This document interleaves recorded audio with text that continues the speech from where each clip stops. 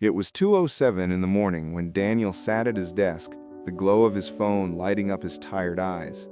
His thumb hovered over the heart icon on a friend's vacation photo. Sandy beaches, bright drinks, the wide smiles of people who seemed untouched by worry. With a practiced motion, he double-tapped, sent the tiny red heart, and moved on to the next photo. Another friend's wedding, another friend's promotion, another friend with a new car. His screen overflowed with milestones, with accomplishments, with joy. And on the outside, Daniel looked like he belonged to that same world. But in truth, sitting there alone in his dimly lit apartment, he felt more like a ghost than a participant. He placed his phone face down on the desk and let the silence wrap around him. It was a silence he had come to know too well, the silence of empty rooms, of thoughts that refused to rest, of the heaviness pressing against his chest like an invisible weight. He wiped at the corner of his eyes quickly, as if hiding from no one but himself. Then, almost instinctively, he whispered words that didn't quite sound like his voice anymore. "I can't even remember the last time I felt happy." To his friends, Daniel was the funny guy, the dependable one, who always had a quick joke ready to break tension, who remembered birthdays, who made group chats lively. His coworkers liked him because he carried energy into the office, laughing even at the boss's stale jokes. On the surface, he was fine, more than fine. He was doing great. But what no one saw was the storm that lived behind his smile, a storm that had been raging quietly for months. This isn't just Daniel's story. It's one that belongs to countless people who live double lives, one public, polished, and cheerful, and the other private, quiet, and full of shadows. And maybe as you hear his story, you'll recognize echoes of your own. When depression hides behind a smile, it often goes unnoticed. Most people don't see it because we don't want them to. Society has taught us to wear masks, to laugh it off, to say, "I'm fine," when the truth is anything but fine. And Daniel was a master of the mask. Every morning, he put it on like armor. The cheerful greeting at work, the banter in the office, the constant reminders to friends that he was good, just busy. No one thought to question him, and maybe that was part of the problem, because the more convincing his mask became, the harder it was for anyone to notice that behind it, Daniel was unraveling. That night, sitting at his desk, he scrolled again. Notifications pinged, people tagged him in memes. His WhatsApp lit up with a coworker asking if he'd join them for drinks after work tomorrow. He typed out a quick reply, "Sure, I'll be there," and then let the phone fall back onto the desk. He knew as he hit send that he wouldn't go. He rarely did anymore. He had become an expert at backing out last minute, blaming headaches, deadlines, or errands. The truth was simpler. It took everything he had just to survive the day, and there was nothing left by evening. Daniel leaned back in his chair and closed his eyes. Memories surfaced, uninvited. The last time he truly laughed, the last time he felt like he belonged in a room without pretending. He couldn't even place it anymore. Time blurred when each day felt like a copy of the one before it, heavy with silence, heavy with the weight of simply existing. And yet, if you met Daniel, you would never know. He was proof that pain doesn't always scream. Sometimes it whispers behind jokes. Sometimes it hides in polite replies. Sometimes it smiles in photos and says, "I'm fine," when the truth is, "I'm not okay." Behind every smile, there is often more than meets the eye. Maybe you've seen it before. Maybe you've felt it before. That duality, the mask and the truth, is one of the hardest battles anyone can fight. And in Daniel's case, it was a battle he carried alone, night after night, with no one to tell and nowhere to turn. But his story, like so many others, didn't end in that silence. There's something important about stories like Daniel's. They remind us that even when we think no one could understand, there are millions who do. People who know what it's like to scroll through social media and feel left behind. People who know what it's like to laugh while silently wishing someone would notice the cracks. People who whisper to themselves in the quiet of night that they can't remember the last time they felt joy. If you've ever worn that same mask, then you already understand Daniel more than he could ever explain. And if you haven't, then maybe this story can help you see the battles that often go unseen. Behind the smile is not just a channel, it's a community, a place where we can admit that we've been there, that we're still there, that we fought those battles and that we're still fighting them. And most importantly, it's a reminder that you don't have to carry them in silence. So tonight, as Daniel sat in his dark apartment, scrolling through photos of other people's happiness, he had no idea that his story was about to change. He had no idea that the mask he wore every day would soon begin to slip, not in shame, but in the slow, fragile steps toward something else, toward hope. And while he couldn't see it yet, those steps would remind him, and maybe remind you too, that even in the loneliest moments, even in the darkest nights, we are never as alone as we think. This is Daniel's story, but it could just as easily be yours, or your friends, or your siblings, or your coworkers. And that is why it matters. Because behind every smile, there is always more than meets the eye. And sometimes telling the story, just telling it, is the first step to healing. Daniel's alarm rang at 6:30 a.m., and just like every morning, he had snoozed 3 times before dragging himself out of bed. The sunlight peeked through his blinds, but it didn't feel like warmth. It felt like pressure. The day was waiting for him, and he didn't feel ready to face it. But as he always did, he forced himself through the motions. A shower that felt more like standing under running water than washing away fatigue. Clothes pulled from the same corner of the closet, ironed weeks ago. Coffee gulped down quickly, not for taste, but survival. By the time he arrived at work, Daniel's transformation was complete. The mask slid into place seamlessly, as though it had been part of his skin all along. He greeted the receptionist with his usual grin, made a playful comment about traffic to his coworker, and settled into his desk with an energy that seemed natural. His colleagues knew him as the one who kept the mood light. He was the guy who cracked a joke in meetings, who rolled his eyes dramatically when the boss over-explained, who remembered to bring donuts on Fridays. But what they didn't know, what they couldn't see, was how much effort it took. Every smile was rehearsed, every laugh was calculated, every "I'm good, how about you" was a performance. Inside, Daniel was exhausted before the day had even begun. He lived 2 lives, the one everyone else saw, full of laughter and quick comebacks, and the one that began the second he walked through his apartment door at night. Behind closed doors, silence greeted him first. Shoes kicked off in the hallway, jacket tossed carelessly on the couch, and then the stillness of a room that never asked questions. It was in that silence where Daniel let himself collapse, where the weight of his hidden sadness pressed down hardest. The mask was necessary, or so he thought. He believed people wouldn't understand if they saw the truth. He believed they'd pull away if they knew how much darkness lived inside him. And so, he gave them the version of himself they wanted, cheerful, stable, reliable. But the more he gave away this version, the less of himself he felt he had left. Maybe you know this feeling too. Maybe you've lived it. That sharp divide between who you show the world and who you are when you're alone.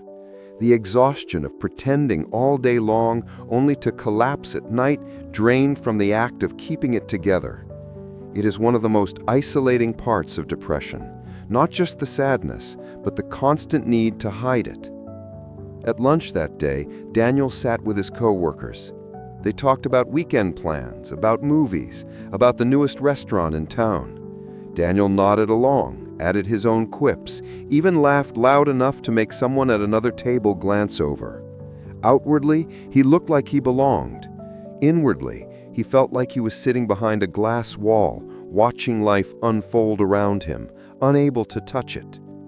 Later in the bathroom, he caught his reflection in the mirror. For just a second, the mask slipped. He saw the tired eyes, the faint shadows beneath them. the way his smile vanished the moment no one else was looking. He leaned on the sink and whispered to himself, "Just make it through today. Just make it through." And then, with a practiced deep breath, he straightened his tie, fixed his expression, and walked out as though nothing had cracked. This was his routine, a carefully balanced performance. But balance like that is fragile, and Daniel knew, deep down, that it couldn't last forever. The hardest part of living two lives isn't just the exhaustion, it's the loneliness. Because even when surrounded by people, you feel unseen. You wonder if anyone truly knows you, or if they've only ever known the version you've allowed them to see. That question haunted Daniel. If they saw the real me, would they still stay? And maybe that's a question you've asked yourself too. Maybe you've smiled when you were hurting, laughed when you wanted to cry, or told someone you were fine when you were anything but fine. The truth is, so many of us wear these masks, not because we want to, but because the world has taught us that vulnerability is weakness, that admitting we're not okay makes us a burden. But here's what Daniel's story reminds us, and what we at Behind the Smile want you to know. You are not a burden. Your struggles are not too heavy to be shared. And sometimes the bravest thing you can do is let the mask slip, even just a little. For now, though, Daniel wasn't ready.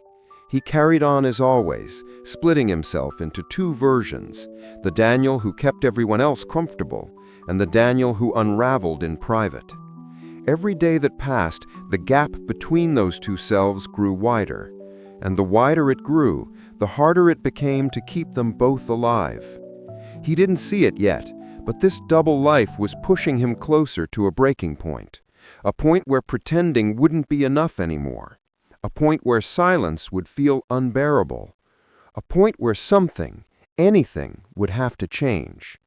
Because you can only live two lives for so long before the mask begins to crack. The weekend arrived, and like most weekends, Daniel's phone buzzed with invitations. His friends wanted to meet at a new rooftop bar downtown, the kind with neon lights and loud music. The group chat lit up with excitement. "Let's go! Drinks on me! You can't miss this one, Dan!" He stared at the screen for a while, watching the blue bubbles stack up with energy he couldn't feel. He typed a response. "Next time, I promise." A smiley face at the end, because it softened the lie. His friends responded with thumbs up, hearts, and jokes. They believed him. They always did. Daniel leaned back on his couch, the quiet pressing in heavier now that the possibility of laughter and company had been pushed away. He hated himself for saying no, but he hated the thought of going even more. Later, at family dinner, his mom looked at him closely as he picked at his plate. She tilted her head, concern etched into her face. "You look tired, Daniel. Are you okay?" The words caught him off guard, but only for a second. He gave her the same answer he'd given countless times before. "Yeah, just work, long week." He added a small smile, hoping it would erase her worry. His dad nodded and changed the subject, and his siblings laughed about something else. The moment passed, but inside, Daniel's chest ached with the weight of the unspoken truth. What he wanted to say was simple. "I'm drowning. Every day feels heavier than the last. I don't know how much longer I can do this." But the words stuck in his throat, like they always did. Saying them out loud felt impossible, as though admitting them would make the storm inside him too real to ignore. So he swallowed them down and carried on with the meal, silent in ways no one could hear. Silence is heavy. It's not just the absence of sound. It's the absence of being understood, of being seen, of being able to say what hurts without fear of judgment. Daniel carried that silence everywhere, to dinners, to work, to late-night phone calls where he reassured friends that he was fine. And the more he stayed silent, the louder the storm grew inside him. Have you ever felt that? That unbearable contrast between the noise of the world and the quiet of your own heart? On the outside, everything keeps moving. Traffic, conversations, laughter, deadlines. But on the inside, it's just you and the thoughts you wish you could escape. That was Daniel's reality. He spent most nights in that silence. His apartment became a cocoon of stillness, the kind that didn't soothe, but suffocated. The TV would be on in the background, but he never really watched it. Music played sometimes, but even his favorite songs sounded hollow. His meals were quick, often skipped altogether. The silence wasn't empty, it was crowded with guilt, with doubt, with the constant whisper that maybe he wasn't enough. Sometimes he imagined what it would be like to speak up, to actually answer honestly when someone asked, "Are you okay?" He pictured telling his mom, telling his friends, even telling a coworker. But then the fear crept in. What if they pulled away? What if they didn't understand? What if they saw him differently? Not as the funny, reliable Daniel, but as someone broken. That fear was enough to keep him quiet. So he built walls out of silence, and the walls grew taller with each unspoken word, each canceled plan, each fake smile. From the outside, no one saw the fortress he had built, but on the inside, Daniel felt trapped, unable to find a door out. Silence has a way of convincing us we're alone. But here's the truth, and it's something we hold on to in this community. Silence doesn't mean no one cares. It just means the words are still locked inside, and unlocking them, even little by little, can change everything. But Daniel didn't believe that yet. For him, silence was safety. As long as he stayed quiet, no one could reject him, no one could pity him, no one could confirm the fear that maybe, just maybe, he was too much to handle. And so he chose the silence, even though it was slowly consuming him. Nights stretched longer, days blurred together. He woke up tired, went to bed exhausted, and carried his mask in between. The silence became his constant companion, a weight he couldn't shake.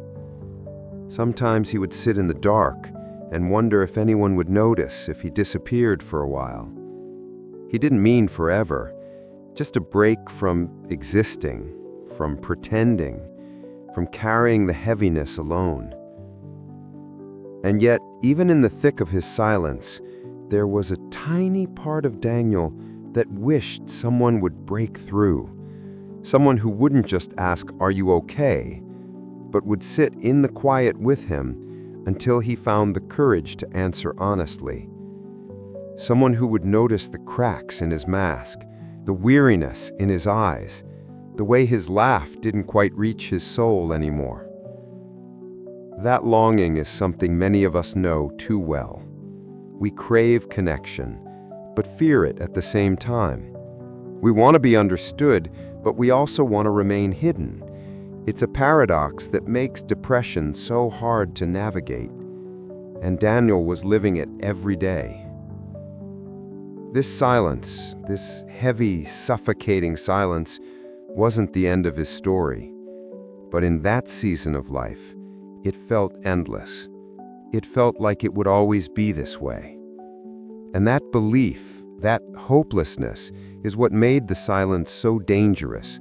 Because when you start to believe things will never change, you stop looking for reasons to hold on. But the truth is, as Daniel would soon learn, silence can be broken.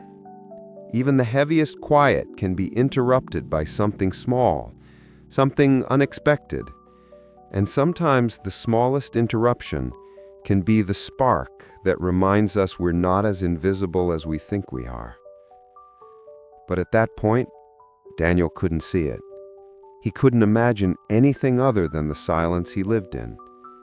But life has a way of surprising us, and for Daniel, that surprise was closer than he realized. Because the silence, as heavy as it was, wasn't going to last forever. Birthdays are supposed to measure joy, but sometimes they simply measure distance. When Daniel woke that morning, his phone was already full of notifications, the screen bright with digital confetti he couldn't feel. Automated balloons floated in apps, pre-written greetings stacked on top of one another, and the same cheerful lines repeated from people who cared but didn't know how far away he felt from them. He lay on his back and watched the screen blink. Each new message was proof that he existed to someone, somewhere, and yet none of it reached the quiet center where his weariness lived. He moved through the day like a courteous host at a party he hadn't planned. He thanked coworkers who sang too loudly at his desk and accepted a paper plate slice of cake he didn't taste. He smiled for group photos and lifted his thumb in the universal sign of "I'm good," then retreated to the elevator with a polite nod that meant he needed to get back to work. Even his footsteps sounded staged, like his shoes knew the choreography better than he did. The building's lobby mirrors reflected a man who looked composed, tidy, and celebrated. The truth rode just behind his eyes, unseen. Throughout the afternoon, the messages multiplied. College friends resurfaced with nostalgia. Acquaintances wrote lines that blurred sincerity and habit, and family members layered prayer and love into long texts that he appreciated but couldn't fully hold. He responded carefully, never late enough to worry anyone, never early enough to invite conversation. He kept the replies short, tidy, and complete, small parcels of gratitude handed across a counter. There was a strange safety in the script, a thank you, an emoji, a gentle blessing in return. It kept people close enough to stay and just far enough not to see. By evening, his apartment felt like a stage after the audience had gone home. A small cake sat on the counter, bought on the way back because not buying it felt like admitting something he wasn't ready to name. The cake box was neat, the ribbon a cheerful color that didn't match the room. He set it beside a single candle he never lit. The silence that followed was familiar, but that night it seemed to gather in corners and along the ceiling, a high tide of quiet that rose as the city lights blinked on beyond his window. Birthdays, he realized, were efficient at counting the gap between how the world regarded him and how he regarded himself. There were so many gestures designed to lift him, calls he didn't answer, voicemails he let sit unopened because their warmth felt like a coat he couldn't put on. He told himself he was being ungrateful. He told himself other people had less. He told himself this should be enough to push back the gray. But the body doesn't obey scolding, and the heart doesn't brighten because it is told to. As nights settled in, the weight he had been distributing across 100 supports, work routines, friendly banter, practiced humor, courteous replies, shifted at once. It was not traumatic. There was no single calamity to point to later. The day simply emptied him in a way he could no longer conceal from himself. He stood in the kitchen and looked at the uncut cake and felt an old ache move through him like weather. The ache said he was invisible in ways that celebration couldn't cure. The ache said he was tired of being a room lit for guests who never arrived. He carried the cake to the table and sat without cutting it. The room hummed with the ordinary sounds of an apartment building, pipes, an elevator somewhere, a neighbor's laugh through a wall. And those sounds reminded him that the world was close, unimaginably close, and also out of reach. He thought about how long it had been since he had woken with ease. He tried to remember the last morning his chest didn't feel like a drawer that wouldn't open, the last dusk that didn't arrive like a closing door. Memory failed him. It was easier to remember when things started to blur than to name the times before. He recognized the pattern now. The effort to be fine, the cost of appearing fine, the private debt that accumulated in the silence after. On birthdays, the ledger showed itself with unusual clarity. The kindness of others tallied on one side, the emptiness he couldn't explain pressed its thumb onto the other. He did not believe he was unlovable. He did not believe he was cursed. He believed something simpler. He had slid far away from himself, and the map back was smudged. When the first tears came, he didn't flinch. There was no fight in them anymore, no surprise either. They arrived as honest weather, and he let them fall because stopping them required energy he had spent hours ago. He rested his forehead on the heel of his hand and listened to the soft sound they made. It was not a dramatic scene, just a person whose private shoreline had finally eroded under a steady tide. This was what a breaking point looked like in real life. Ordinary, quiet, almost polite. In that quiet, thoughts gathered with a clarity that startled him. He considered how often he had postponed rest, how many times he had told himself he would slow down tomorrow, how many tomorrows had passed without interruption. He thought about the mask, how skillfully he wore it, how loyal it had been, how it had protected him and isolated him in equal measure. He realized masks are excellent for storms, but unlivable as homes. He felt the deep fatigue of someone who has camped too long under emergency shelter. There was danger here, the kind that does not shout. It sounded like a sentence beginning with maybe. Maybe he should cancel more plans. Maybe he should answer fewer calls. Maybe he should shrink his life until it asked nothing of him at all. Withdrawal promised relief in the same way winter promises rest, and yet he knew there is a point at which rest becomes freeze. He could feel that line under his feet. He could feel the pull toward colder, smaller rooms in his mind. The simple tasks around him became odd anchors: a plate to rinse, a plant to water, a lamp to switch off. He did each one slowly, not as ritual, but as proof that he could still move through a sequence. The body understands continuity, even when the mind doubts it.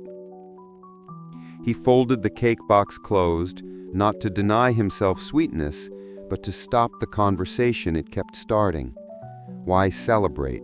Why pretend? Why force a candle into a room without air?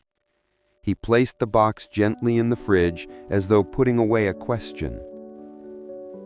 Breaking points often run on two tracks, the visible and the interior.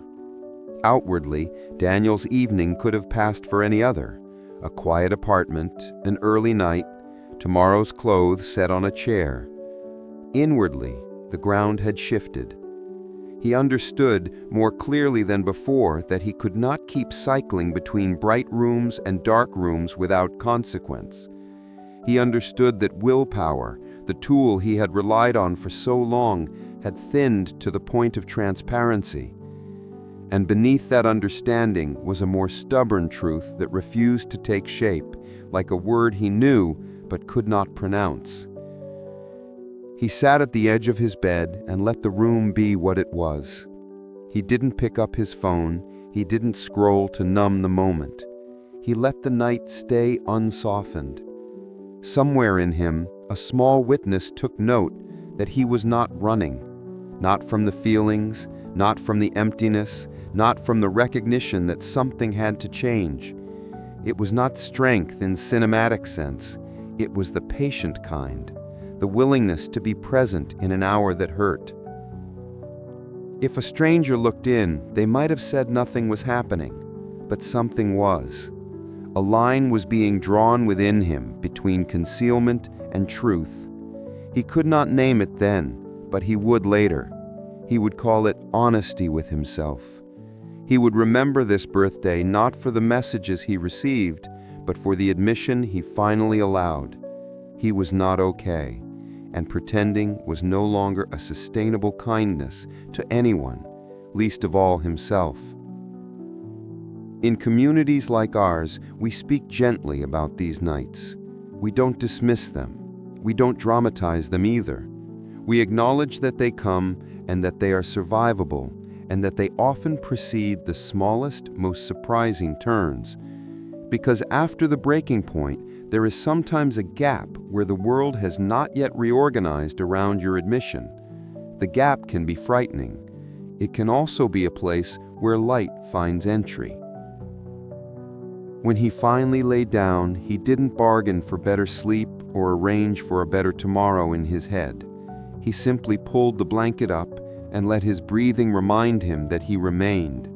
Even that felt like an act. Even that felt like a choice. The city continued its steady murmur outside, a siren, then a bus sighing at a stop, then quiet again. It was a long while before his body surrendered to rest, and even then, rest came in pieces. There was no miracle in the night, no brilliant revelation, no midnight plan, no sudden relief. The room kept its shape, the moon traced its ordinary path, and morning would come as it always did. Yet something subtle had tilted. The truth he had kept at arm's length had moved closer, almost companionable in its insistence. He had allowed himself to see the cost of his silence. He had allowed himself not to look away. If you have known a night like this, you know what follows is not triumph, but tenderness. You do not leap, you reach. You do not conquer, you consider. And sometimes when the world begins to stir again, when the first light leaks around the curtain, when the phone vibrates with a new message, there is the faintest readiness to receive it differently. Morning would offer that chance, not a cure, not an end to the gray, but a quiet interruption, small, human, and unexpectedly warm. It would not fix everything. It would not have to. It would only need to be enough to remind him that even the heaviest nights can be followed by something that says stay. The morning after his birthday stretched slowly, as though time itself was reluctant to begin. Daniel woke late, his body heavy from the quiet grief of the night before. The uneaten cake sat in the fridge, its ribbon now wrinkled, a reminder of celebration that never truly happened. He moved through his apartment with sluggish motions, pouring stale cereal into a bowl, forgetting the milk, and sitting at the table, staring at the gray light seeping in from the blinds. His phone lay on the counter, dark and silent. He hadn't turned off notifications, but the flow of messages had slowed now that the day had passed. Birthdays create noise for 24 hours, and then, just as quickly, the noise fades. He felt relief at the silence, but also a sharper loneliness. It was the kind of quiet that reminded him how easily people move on once the candles are blown out.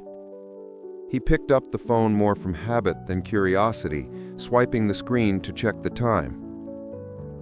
That's when he noticed it. One new voice note. It wasn't from a coworker or a family member or the group chat still sharing rooftop pictures. It was from Sarah, a friend he hadn't spoken to in months.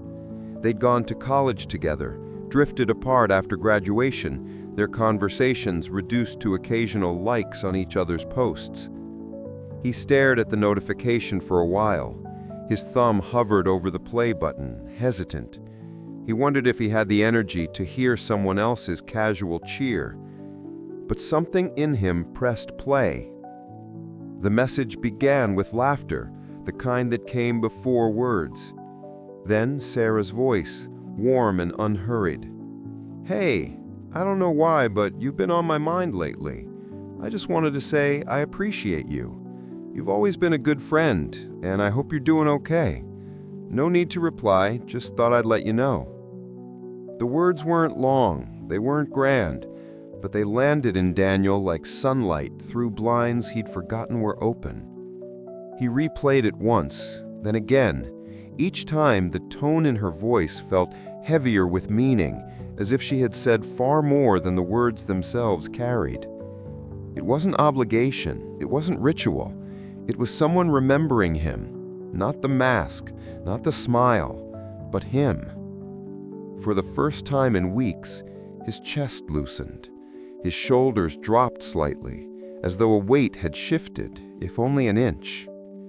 Tears rose quickly, not like the weary ones from the night before, but like something else, something that felt strangely close to relief. Hope rarely arrives in thunderclaps. More often, it sneaks in quietly, disguised as small kindness, a text, a smile, a memory someone shares with you. For Daniel, that 30-second message was a reminder that invisibility wasn't total. He had been seen, he had been thought of, and that was enough to spark something he hadn't felt in a long time. He sat at the table, holding the phone tightly, like it was a lifeline. In many ways, it was. He whispered to himself, almost disbelieving, "She remembered." The simplicity of that recognition cracked open something inside him. Have you ever had a moment like that? A small act that felt disproportionate in its impact, not because of the size of the gesture, but because of the depth of your need.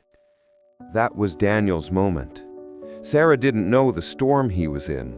She didn't know he had spent his birthday alone, staring at an untouched cake.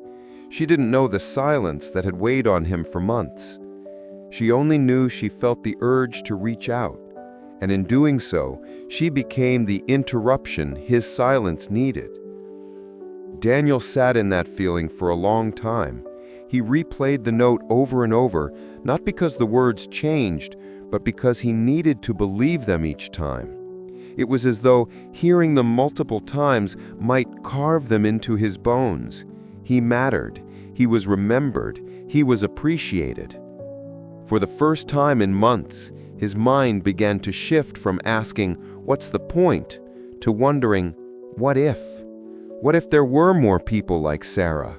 What if others had noticed but hadn't said anything yet? What if the silence he lived in wasn't as total as he thought?" The questions weren't answers. They didn't fix everything. But they nudged him toward curiosity again, and curiosity is often the seed of hope. Later that evening, Daniel sat down with his phone in hand. His finger hovered over the keyboard. For months, his replies had been the same short lines, crafted to keep distance. But now, he typed something different. "Thanks for checking in. Been a rough time, but I appreciate your message." He hesitated before sending it, afraid of sounding too heavy, afraid she wouldn't reply, afraid it would end the spark before it fully ignited. But he pressed send anyway. The response came almost instantly. "I'm here if you ever want to talk. No pressure. Just know you're not alone." That line repeated in his mind. "You're not alone." He said it aloud, testing it like a foreign phrase. For so long, his silence had convinced him otherwise. And now, with just a few words, she had challenged that belief. This is what community is. This is what Behind the Smile is about. We remind each other that silence isn't the only language, that a small act of reaching out can change the trajectory of someone's night, someone's week, maybe even someone's life. Daniel didn't suddenly leap from his chair, healed and renewed. That's not how hope works. It's quieter than that, slower than that. But he did something small, something that mattered. He saved Sarah's message. He kept it pinned so he could play it again on harder days. He gave himself permission to hold on to it, to let it be proof that not all connections had faded, that he still existed in someone's thoughts. That spark wouldn't fix everything, but it didn't need to. It only needed to remind him that invisibility was a lie his silence had told him. And now, that lie had been interrupted. Sometimes it only takes one person, one message, one spark. And sometimes that spark is enough to remind us that the story isn't over yet. The tab stayed open on his phone for 2 days before Daniel dared to look at it again. Therapist near me. 3 small words in the search bar, but they felt impossibly heavy, like lifting a weight his arms weren't built for. He hadn't clicked anything yet, hadn't made a call, hadn't even read the results, but the tab remained, quietly waiting, proof that something inside him had shifted. That shift was small, fragile, but real. It wasn't hope in its full form, it was more like a flicker, the faint glow of a candle you're afraid will blow out if you breathe too hard. And yet, flicker or not, it was different than the darkness that had filled every corner before. Daniel sat at his desk late that night, staring at the tab. His finger hovered, but he didn't tap. Instead, he opened his messages and scrolled to Sarah's name. He reread her reply. "I'm here if you ever want to talk. No pressure. Just know you're not alone." He had read it so many times he could recite it by memory, and yet this time was different. His thumb moved slowly, deliberately, typing words he hadn't written in months. "Thanks again for checking in. Honestly, it's been rough. I haven't felt like myself in a long time."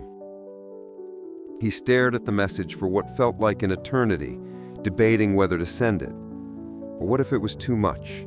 What if she pushed her away? What if she regretted reaching out at all? But he pressed send. The message went through, the screen showed delivered, and then silence. Seconds dragged into minutes. Doubt crawled in. Maybe she was busy.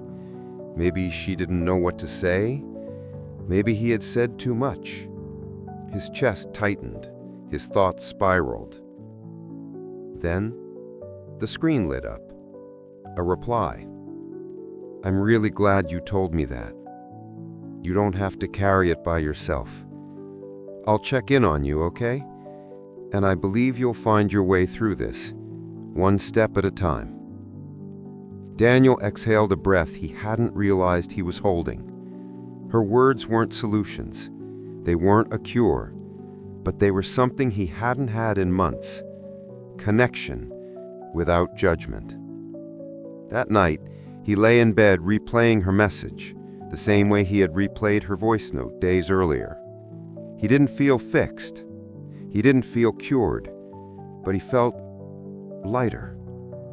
As if the silence that had suffocated him for so long had cracked open just enough for air to slip through. And that was the first step. It's important to understand, healing doesn't announce itself with fanfare. It rarely comes as a dramatic turnaround. More often, it begins like this: a hesitant message, a saved tab, a reply that reassures you that you're not too much, not invisible, not forgotten. Daniel didn't suddenly live a new life.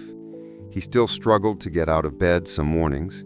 He still canceled plans more often than he wanted to admit. The silence still visited him at night, heavy as ever. But now there was a thread woven through the silence, a reminder that someone knew, someone cared, someone was waiting to hear back. That thread was small, but it was strong enough to keep him tethered. The next morning, Daniel poured coffee and, instead of scrolling mindlessly, clicked the therapy tab. He didn't call yet.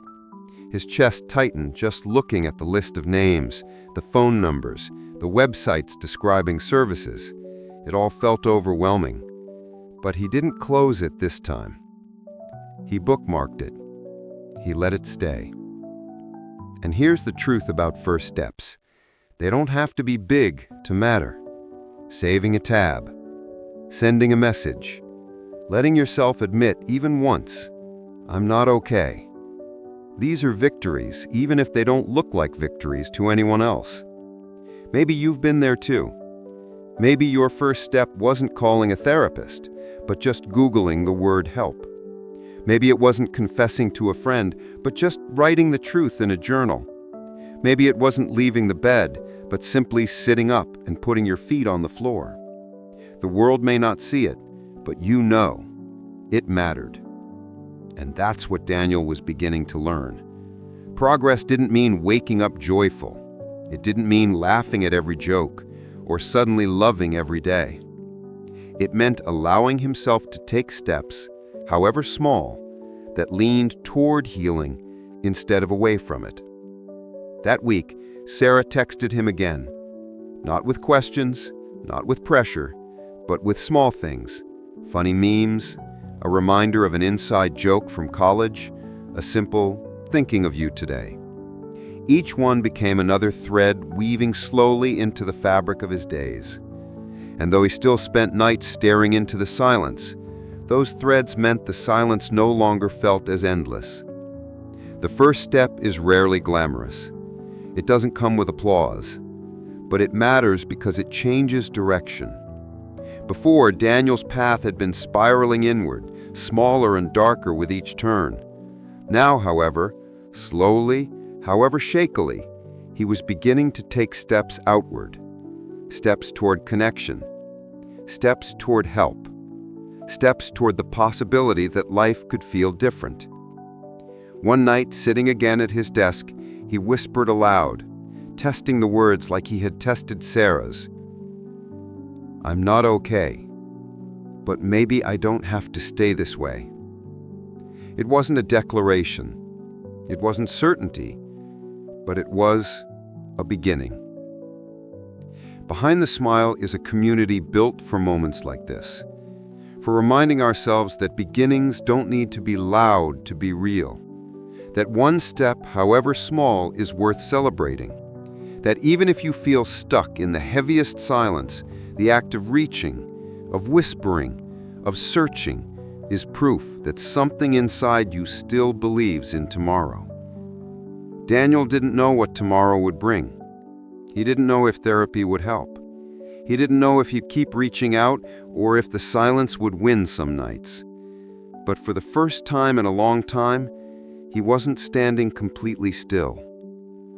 And sometimes, that's all it takes.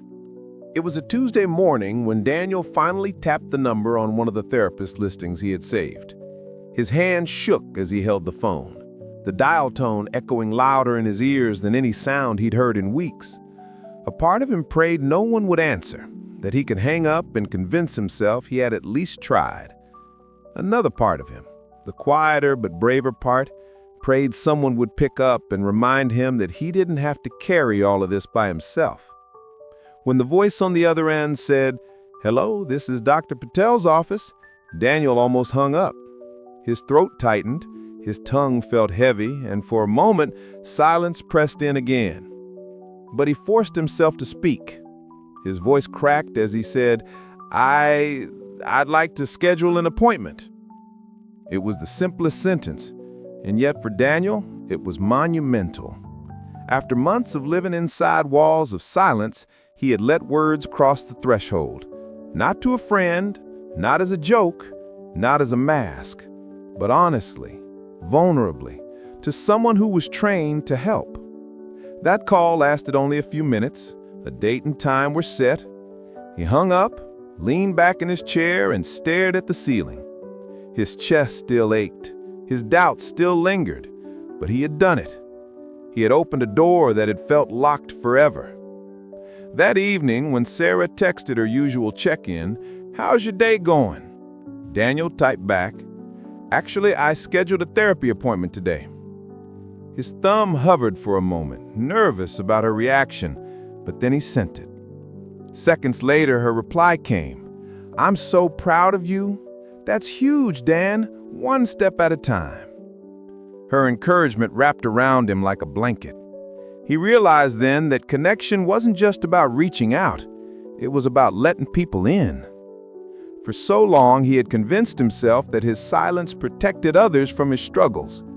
But in reality, that silence only deepened his loneliness.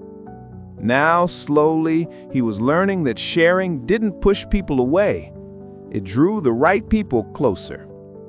The first therapy session wasn't easy. Daniel sat on the couch in Dr. Patel's office, arms crossed tightly, eyes on the floor. When asked why he was there, the words got stuck again. He laughed nervously, shrugged, and said, "I don't even know where to start." But the therapist didn't rush him. She nodded, gave him space, and gently said, "Start wherever you can." So he did. Not all at once, not everything, but pieces. He talked about exhaustion, about pretending, about birthdays that felt like funerals. He didn't go into details of the darkest nights, but he admitted they existed. And for the first time in months, someone listened without dismissing, without rushing to fix, without telling him to cheer up. It felt strange at first, almost uncomfortable, to have his pain taken seriously. But as the session ended, he felt lighter. Not cured, not transformed, but relieved. Afterward, Daniel walked home through the city streets. The world looked the same, cars honking, people rushing, storefronts glowing, but something inside him had shifted. For months, he had walked those same streets feeling invisible. Now, even if only faintly, he felt tethered again. He had spoken his truth aloud. Someone had heard it. That mattered. Choosing connection wasn't a single event. It became a daily decision. Some days he replied to Sarah's messages honestly. Other days he could only manage a thumbs up emoji. Some mornings he journaled about how heavy it all still felt. Other mornings he couldn't write a single word. But in each small act of expression, each choice to open instead of shut down, Daniel was practicing something new. He was practicing being human without the mask. Have you ever felt the risk of that choice? The risk of saying, "I'm not okay," and not knowing if the person will still see you the same way? It's terrifying. And yet in communities like this one, behind the smile, we remind each other that vulnerability doesn't make us weak. It makes us real. And real is what keeps us alive. Daniel's world didn't transform overnight. He still had dark evenings, still canceled plans, still stared at the ceiling on restless nights. But the silence no longer swallowed him whole, because now he wasn't just surviving alone in it. He was letting people step into it with him. And even one person stepping into your silence can make it feel less like a prison and more like a room with a door. One night, weeks later, Daniel sat at his kitchen table scrolling through old photos.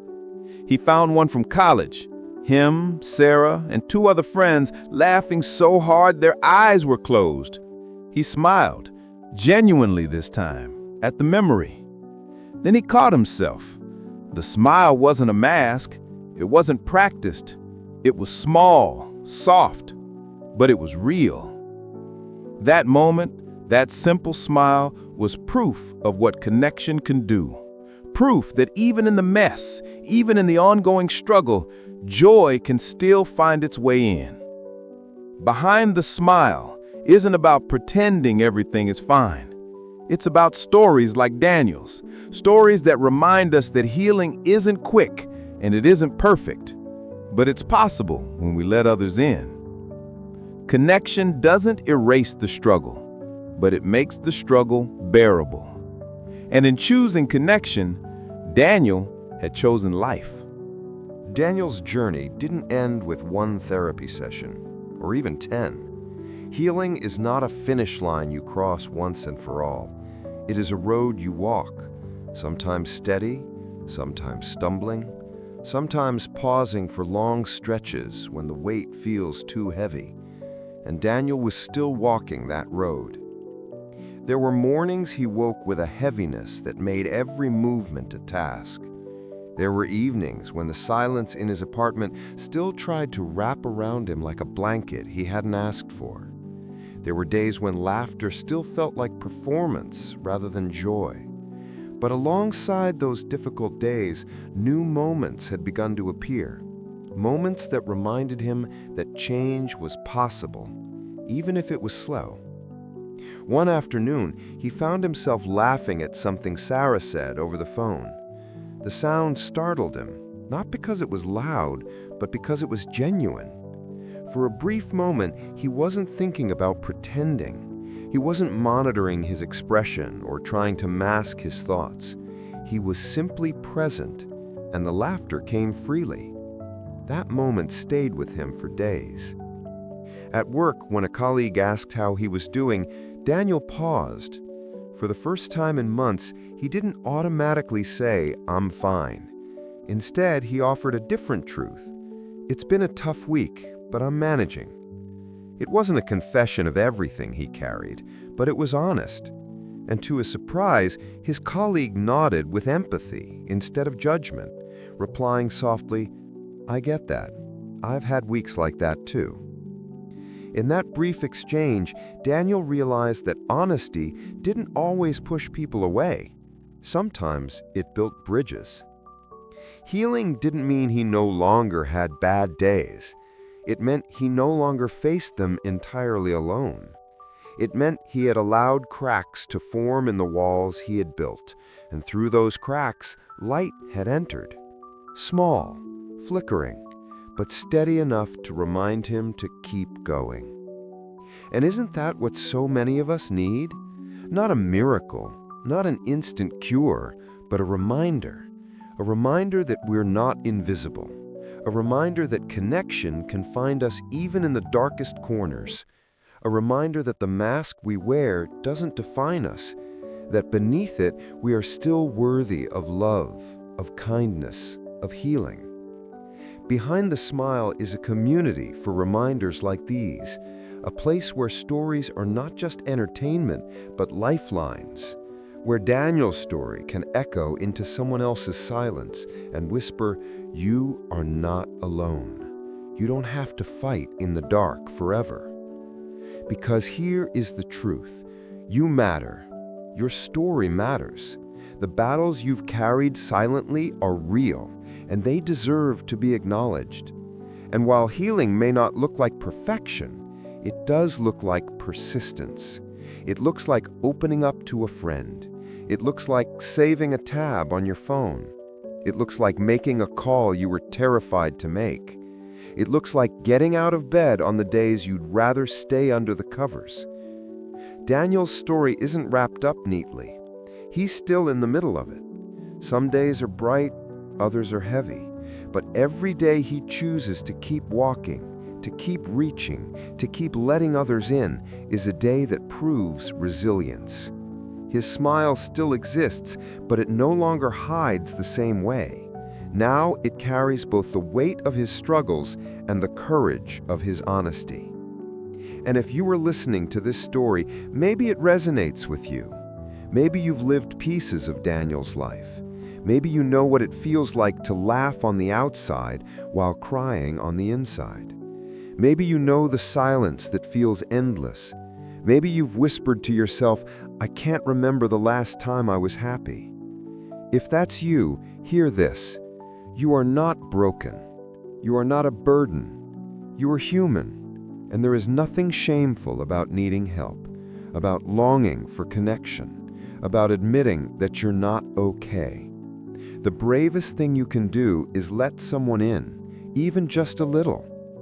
So let Daniel's story be more than a story.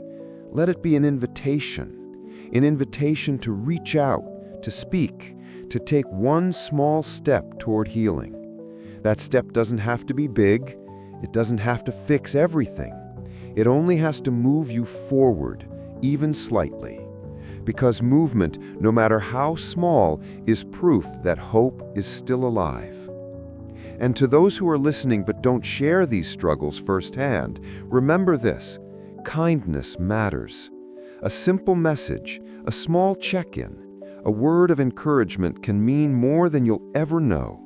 Just as Sarah's 30-second voice note shifted Daniel's world, your act of kindness could shift someone else's. Don't underestimate the power of reaching out. Here in this community, we choose connection over silence. We choose honesty over masks. We choose to walk alongside one another, even when the road is heavy. Because healing doesn't happen in isolation. It happens in the spaces where people remind each other they are seen, they are valued, and they are not alone. As Daniel continues his journey, he does so with the knowledge that the road won't always be smooth. But now he also knows he doesn't have to walk it by himself. And that knowledge is enough to keep him going. So wherever you are, whatever you are carrying, let this be your reminder. Your story matters here. Behind the Smile isn't just a channel, it's a family, a safe space, a place where the heaviest silences can finally be spoken out loud, and where hope can be found even in the darkest nights. Before we end, let me leave you with this. Smiles can hide battles, but battles don't have to be fought alone. Together, we can bring light into the shadows. Together, we can heal. If this story touched you, I invite you to join this community. Like this video to let others know they are not alone. Comment below with your story or with words of encouragement for someone who might need them today. And subscribe to Behind the Smile, where every story is a reminder that healing is possible, that hope is real, and that you are never alone. From my heart to yours, may you find light even in your darkest nights. May you find connection when silence feels unbearable. And may you always remember, you matter.